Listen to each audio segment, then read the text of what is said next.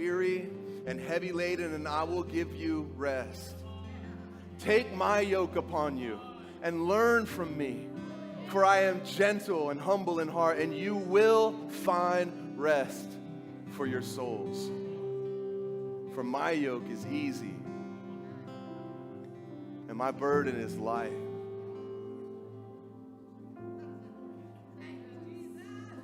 That's not just Jesus giving a pretty picture. That's Jesus saying, this is what I offer you. It's not like metaphorical no. He's saying, come to me. If you're worn out, if you're heavy laden, and I'll give you rest. The first part of being able to do that is being honest with myself about being worn out, about being heavy burdened, about the fact that I don't feel light. I don't feel free. If I'm honest, I feel tired and I feel burdened. And I want to minister more of that to people, but I want to talk about that for a minute. So I'm just going to ask the worship team just to stay here.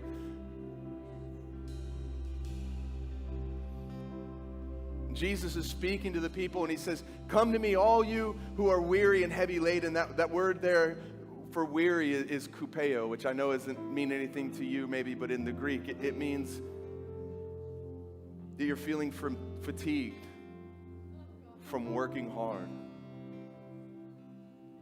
Fatigued and worn out from working hard, from striving and straining, from working, struggling and toiling. And he's saying this to people that are under the law, and the reason they would feel this way is because there was a standard put in front of them that they wanted so badly to live up to, but they couldn't. So they were worn out from every single day trying to be something that they weren't capable of being. They wanted to do the right thing. Their hearts were sincere. It wasn't that they were completely just ambivalent towards God. No, the reason they felt tired and worn out was because they actually wanted to do the right thing. They wanted to keep the law. They wanted to live up to the standard, to the ideal that the law put in front of them, but they couldn't. So every day they came home worn out and tired because they saw the standard. And no matter how hard they tried, they couldn't live up to it. They couldn't achieve it. They couldn't do all the do's and don't all the don'ts.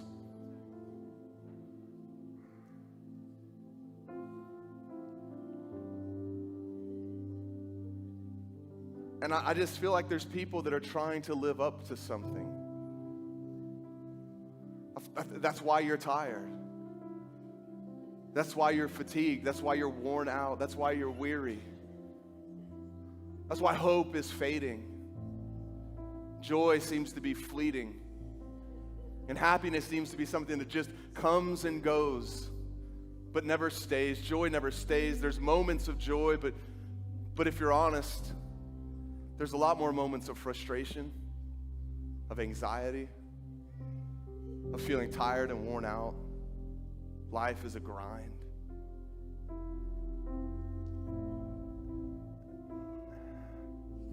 I just want you to hear Jesus speaking to you straight from his word.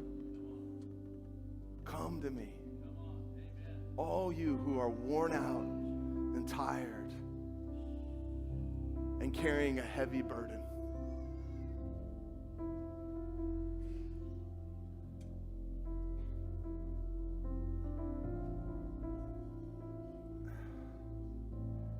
And see, at some point in our lives, every one of us began to be shaped and pottered by something other than the Lord. It might have started for you when you were a little kid, and because when you ever watch a little kid dance, they don't care what people think, they just dance. You listen to them sing, they don't care how they sound. To them, they sound amazing, and so they just sing. Their jokes, they might not be funny to anybody else, but they're funny to them, and when they get excited about things, they don't look around to see if everyone else is excited. They're just excited, so they respond. But at some point, somebody, the world, tells them that they can't sing, they can't dance, they're not funny, that isn't cool. And all of a sudden, for the first time in our lives, every single one of us let something other than who we were created to be start to shape and potter and fashion us. We began to think through the way that we did things and what we did and what we said and where we went and how we lived. And instead of just being who we were created to be, we start to create who we are. We start to be shaped and pottered and formed by opinions. Because we don't want to be rejected, we want to be accepted, we want to be loved. The problem is that we're not actually being accepted and loved because we know we're not being who we really are, we're being who people want us to be. And that pattern starts young in a lot of people's lives. Because for the first time, I was me, and me wasn't good enough. It wasn't pretty enough, it wasn't smart enough, it wasn't strong enough, it wasn't funny enough, it wasn't cool enough. So the next time I wanted to do something, I started to think about, would I be accepted? Would I be rejected? If I do and say this, how will people respond? How will they see me? You guys can go ahead and be seated for a second. And all of a sudden now, I'm no longer authentic. I'm now being pottered and shaped and fashioned by the world around me. And I learn a way to live and I learn a way to be that keeps me from being rejected, keeps me from feeling unlovable, keeps me from feeling unaccepted. And the longer I do that, the more that starts to become me. But deep inside, I'm worn out. I'm tired. I'm burdened down. Because I'm not living freely.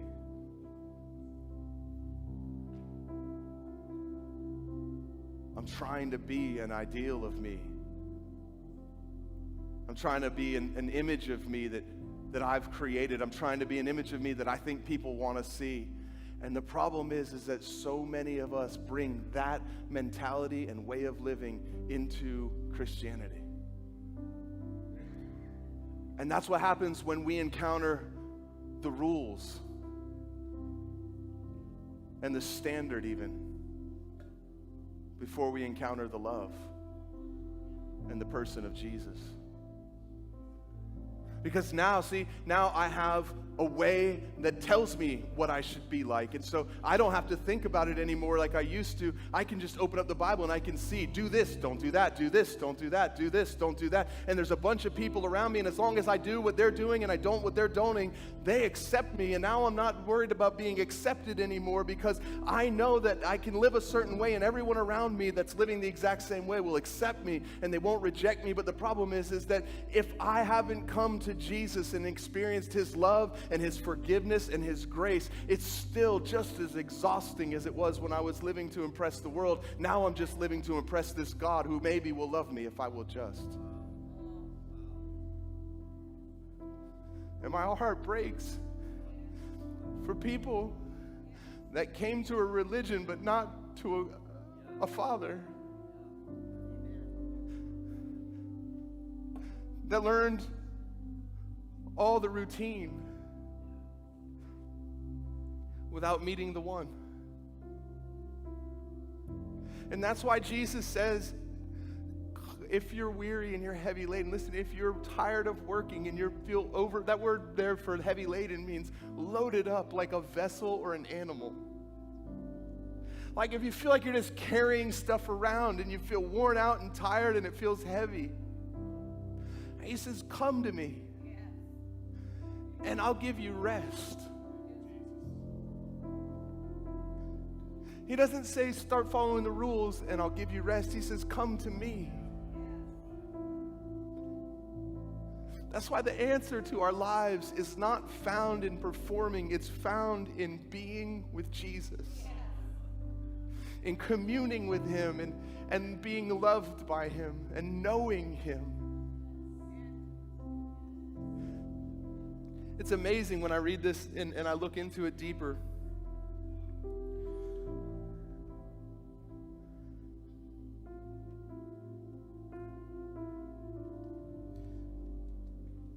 That word rest there.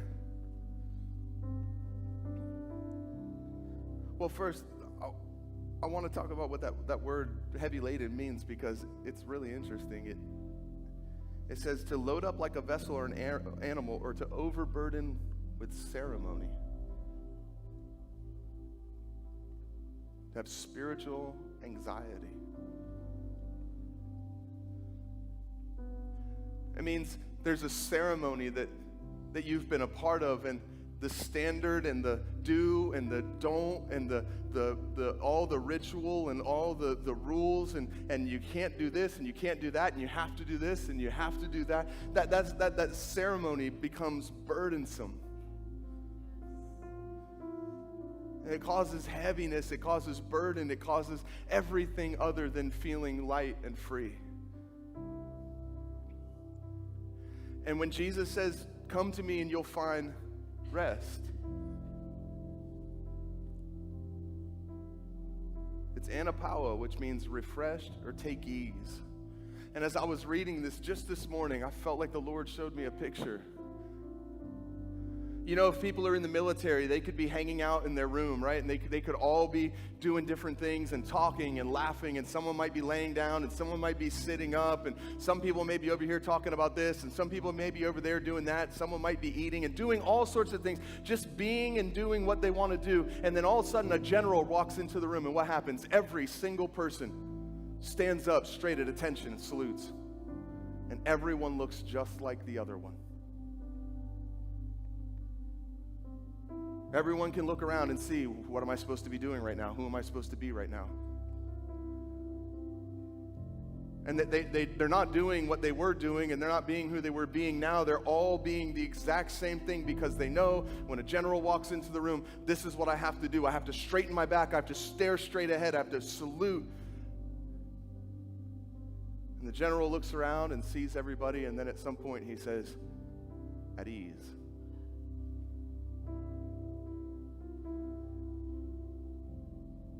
At ease means don't do what you were doing just for me. You don't have to stand like this and barely breathe and not stare straight ahead. You can relax and put your salute down. You can let your guard down. You don't have to put on a show for me anymore. You can just be at ease. And that's the word that Jesus used there for anyone who's weary, who's tired, and who's overloaded, and who's been just worn out by ceremony, has maybe spiritual anxiety, uncertain. Jesus says, if you come to me, I'll give you rest, I'll give you refreshing, and I'll make you at ease. You can stop the act. You don't have to look around at everybody else to figure out who you're supposed to be in that moment. You can be at ease. You can let your guard down. I already see you anyways. You standing at attention and putting your hand up doesn't change what I see. Because man looks at the outside. When the general walks in, all he can see is what's going on the outside. But when Jesus walks in the room, he sees what's going on the inside anyways. And the straight back and the stiff lip and the straight ahead stare and the tightest salute don't fool him for a second.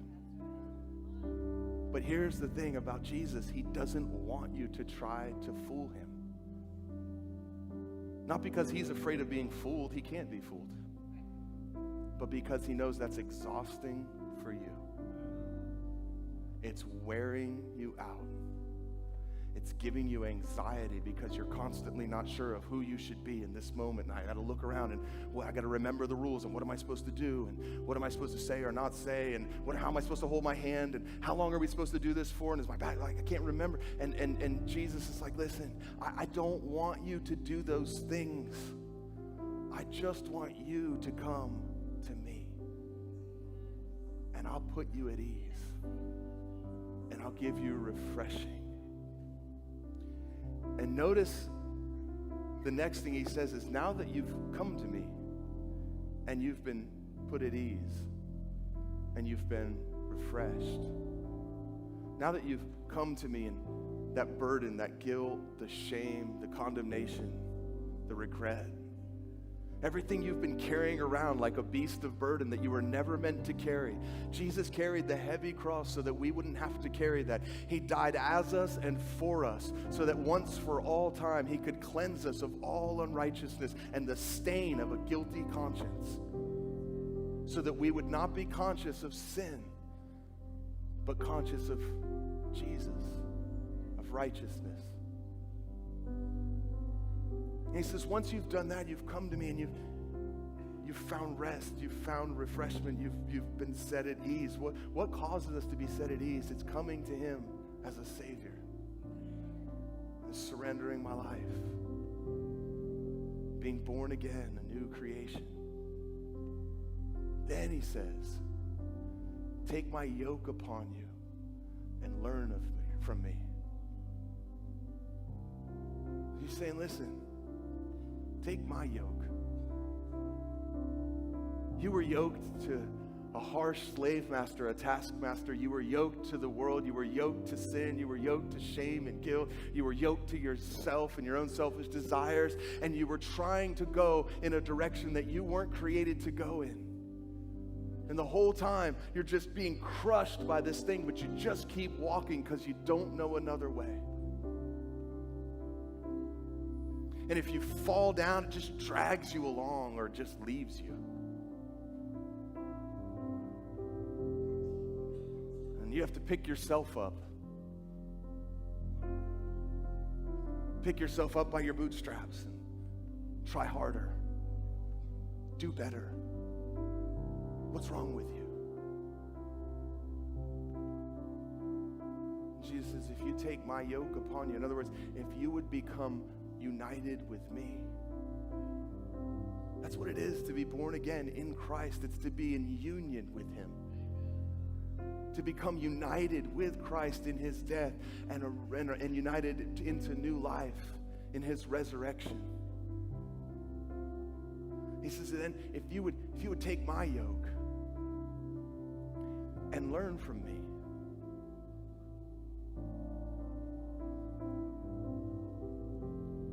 That's grace. Grace is the yoke of Jesus that connects us, that transforms us. But think about what a yoke does. A yoke is only as good as the one that it's yoked to. That's why the Bible says don't be unequally yoked. It's saying, well, why would you yoke yourself to something lesser? Because the one who is lesser is the limit of the yoke. Because a yoke is only as good as the ones that it's yoked to. And that's why Jesus says, listen, yoke yourself to me. And then learn from me. In other words, I have no interest in you learning about me until you've become one with me and you're walking with me. Because otherwise all you'll do is learn about who I am through the lens of that old yoke. And all it will do is bring condemnation and shame because you'll see who you aren't without understanding who you could be. So he says, before you start learning from me, become one with me. Be united with me. Come into union with me. For my yoke is easy and my burden's light. Why? Because he did all the lifting. He already carried everything that you were trying to carry when you were yoked to sin and shame and guilt. And I feel like that's an important thing for us to ask ourselves is, do I feel light? Do I feel at ease? Or am I standing at attention? Doing a ceremony? Playing a part? Getting my cues from everyone around me? Doing what I was told, but not being who I was meant to be? And then there's this amazing thing where Jesus says, "For I am gentle and humble in heart." He says, listen, yeah, there's a path for you to walk, but I'm going to walk it with you. See, we learn from Jesus as we walk with Jesus. What that means is that as I'm walking with him, I'm seeing him and I'm learning from him who I was meant to be from the beginning. And if I would stumble as I'm walking with Jesus, he doesn't drag me. He stops. But here's the thing. I can only fall so far when I'm yoked to the one who's never going to fall. And that's what grace does. It holds me in that place. While my legs are weak, while I'm stumbling, while I've put my foot in the wrong place, while I've stepped in the wrong spot, while I've tried to wander into a different pasture that wasn't meant for me, that tether, that yoke to Jesus just keeps me. And if I struggle and strain against it, I can struggle and strain for so long, but there's something holding me and keeping me.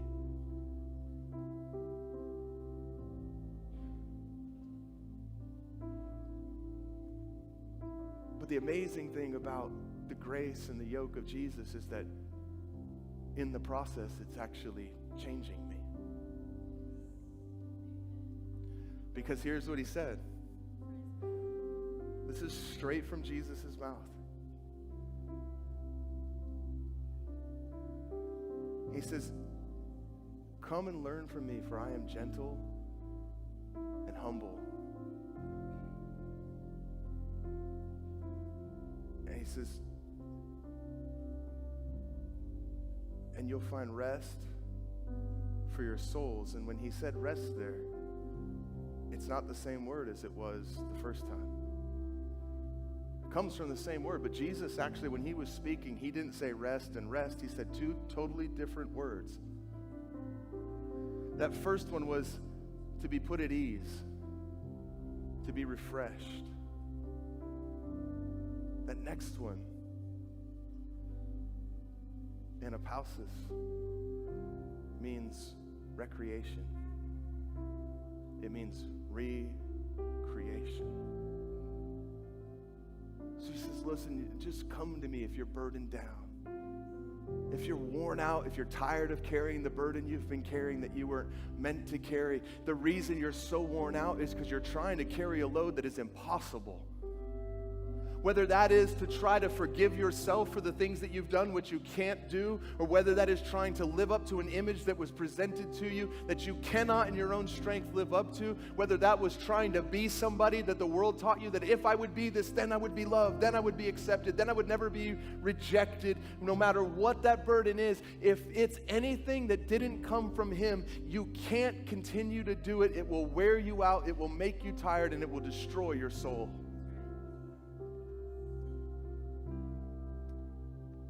He says, come to me, and I'll give you rest. I'll put you at ease. What puts us at ease? It's that we can actually come to him and be authentically who we are in that moment, and he never rejects us. He never shames us. He never turns his back and says, if I would have known, I never would have died.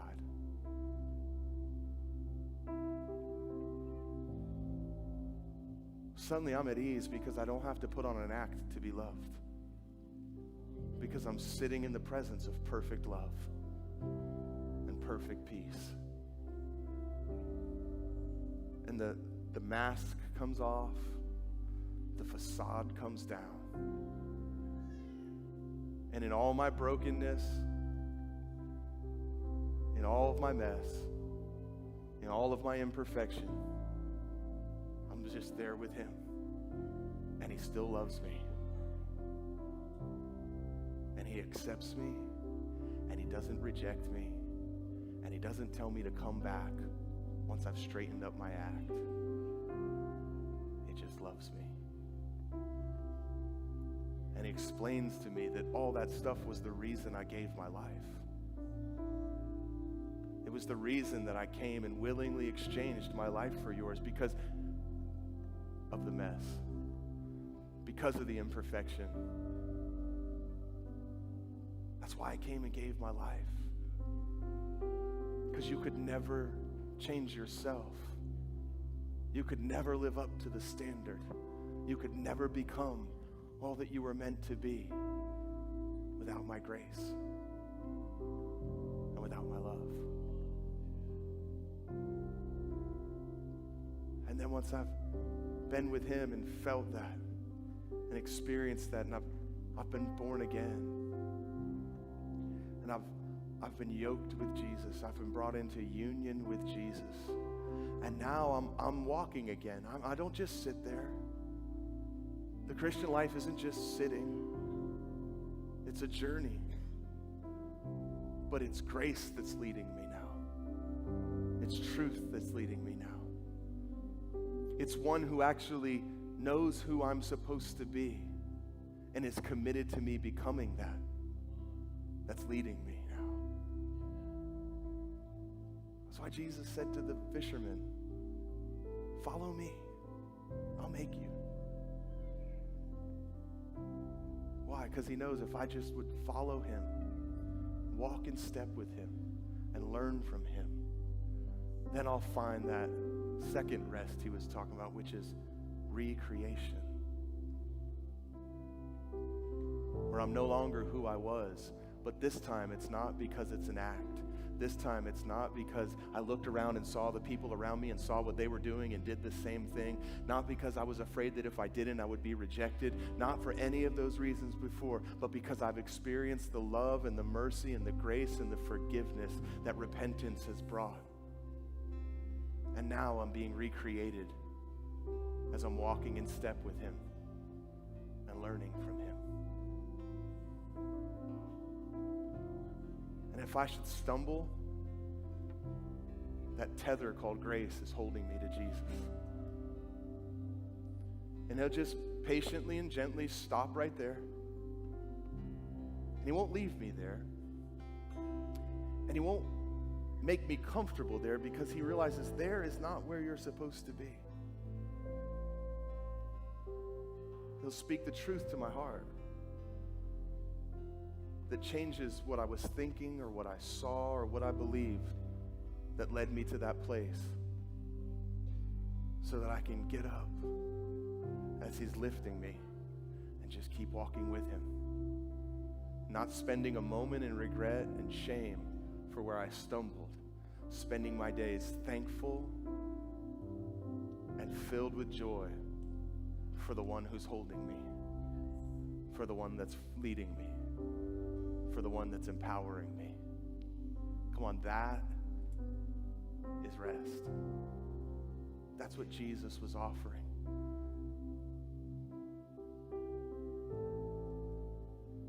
Then I can be authentic, because I've been accepted and loved in my worst place. I have no fear of ever being rejected again. And if a man would reject me, it doesn't break me, because I'm not living for the approval of men. I have the approval of God. And that's not a prideful, arrogant thing. It's a free thing. It's saying, you know what? I am fearfully and wonderfully made. I am being transformed from glory to glory by the Spirit of God.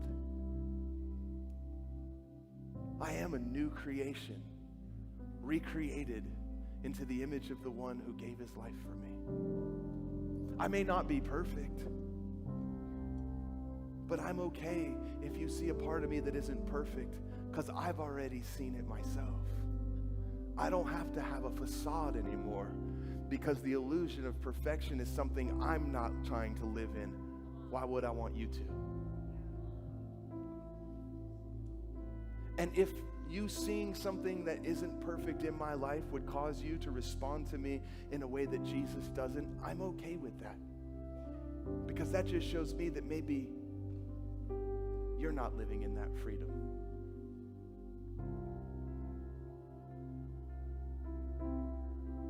Maybe you don't know the love and the grace that I've come to know? And why would that break my heart for me now that I have him? Why wouldn't that break my heart for you? Why would I let what you say or don't say carry more weight than what he said and done?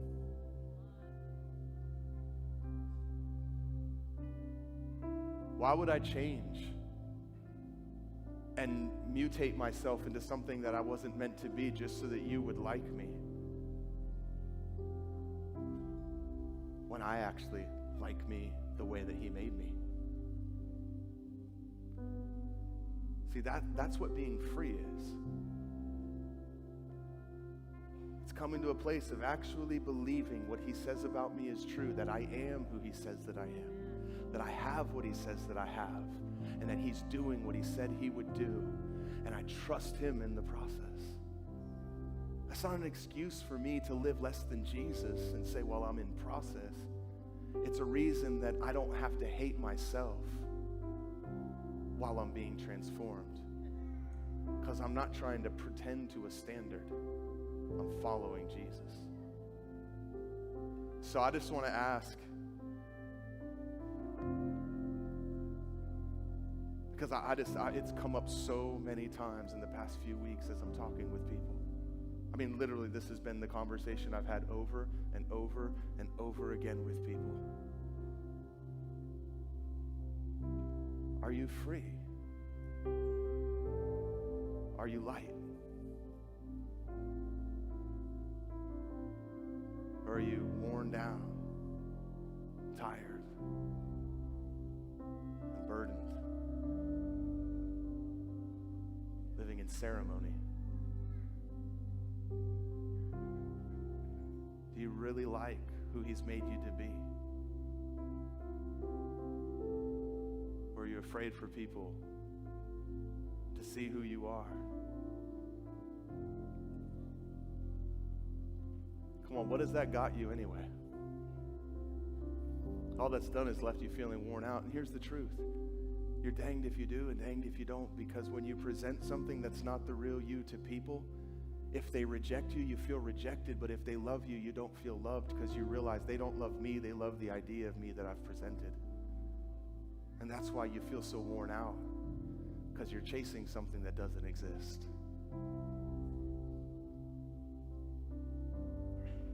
So I'm just going to ask, and the front is going to be open.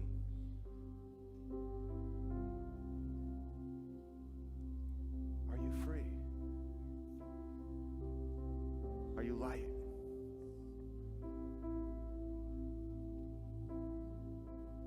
Or do you feel tired, worn out, burdened down? Come on, because Jesus is calling the same thing he did that day, this day. Come to me. Notice he didn't say come to a church, come to a religion, come to a person. Being part of a church family is amazing. But if we come to a church family and we find our identity through the church family rather than coming to Jesus and finding our identity in him, then all we'll be doing is just another ceremony. Just this one looks better than the way that I was living to fit in over there. I've just found a new way of fitting in. That's not what grace is for. It's not to make you fit in with people. It's to fit you into Jesus. And then if you get along with the people around you, that's not surprising. Why? Because you have peace inside yourself. And you know who he's made you to be. And people no longer have the ability to break you by what they say or make you by what they say. I'm just going to ask like Jesus did, because he's here. He's here. Jesus is here. The Father is here. He said, wherever they're gathered in my name, I'm there in the midst of them. The Spirit of God is here. And you know when I've been talking, if you're actually free and light and yoked in union and walking with Jesus. And you know what? The truth is, maybe you were at one time, but something happened. You got distracted, or you started to go a different way, or maybe you started to revert back to an old way of living. And here's the thing, Jesus is still right there. He's just saying, come on, let my grace lift you up. Let my mercy restore you. Keep following, keep learning. I'll make you. Don't trust you, trust me. Come on, if that's you and you know that you're heavy, you know that you're tired, you know that you haven't really been being completely, authentically you, I want to invite you to just respond to the words of Jesus. Come to me, all you who are weary and heavy laden, and you will find rest. I will put you at ease. Take my yoke. Get rid of that old yoke that was weighing you down and making you heavy and worn out and dragging you in places you never wanted to be anyways. Come into union with me and learn from me. For I'm gentle and humble in heart. My yoke is easy and my burden is light. You will find rest. You will find recreation for your soul. Come on, if you need to do that, if you just need to come to Jesus, if you just need to come and say, you know what, I'm tired of it, I can't do it anymore, I can't keep this act up any longer, it's making me crazy, I can't keep pretending to be something, I can't keep looking around and taking my cues from the world around me, I'm sick of standing at salute just so that somebody will look at me and approve of me, I just want to be put at ease, I just want to be able to say that I'm comfortable in my own skin because I've got new skin. And I've been clothed with a robe of righteousness.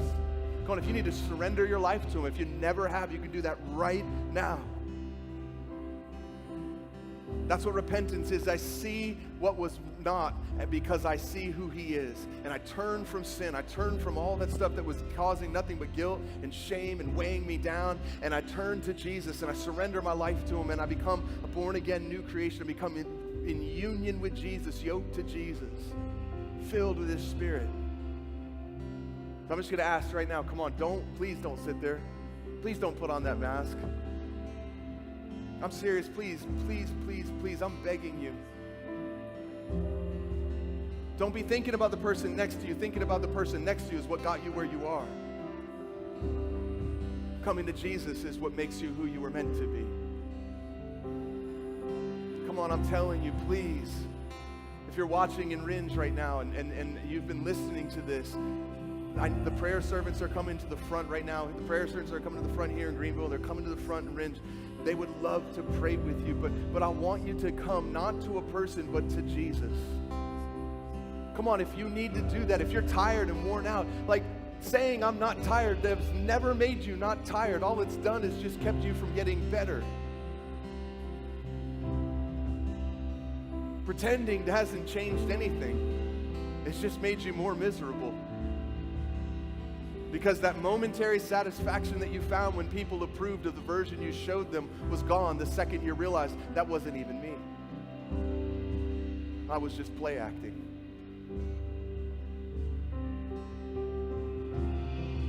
And I just believe that right now Jesus is going to meet you right where you are. And you're going to be put at ease.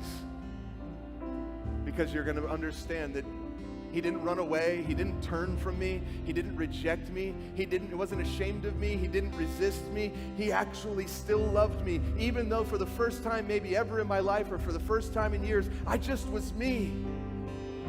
In my mess, in my imperfection, in my problems, I just was me. And he stayed. He didn't reject me. He didn't turn away from me. He didn't accuse me. He didn't tell me to pull myself up by my bootstraps and salute tighter and stand straighter. He just loved me. He saw me and he loved me. That's the love that transforms our lives. Come on, I'm asking you. Please, please, please, please don't keep doing what you've been doing. Or you're going to keep getting what you've been getting. There's freedom calling. There's rest. There's joy. There's peace.